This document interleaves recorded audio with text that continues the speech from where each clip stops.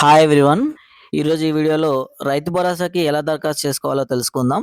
తెలంగాణ ప్రభుత్వం రైతు భరోసా పథకం కింద కొత్త దరఖాస్తులు చేసుకునేందుకు అవకాశం కల్పించింది.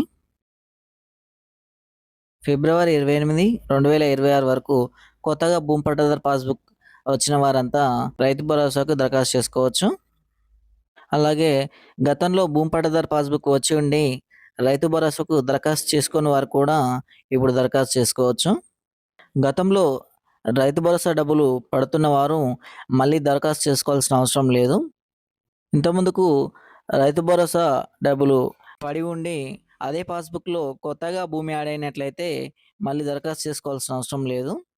కొత్తగా భూమి పట్టాదారు పాస్‌బుక్ వచ్చిన వారు, గతంలో దరఖాస్తు చేసుకోని వారు మాత్రమే దరఖాస్తు చేసుకోవచ్చు.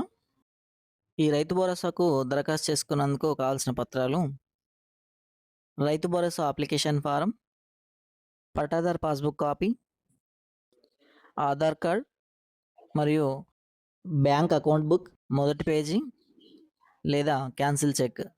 ఈ పత్రాలు తీసుకొని వెళ్ళి రైతు వేదికలోని వ్యవసాయ విస్తరణ అధికారి వద్ద దరఖాస్తు చేసుకోవచ్చు.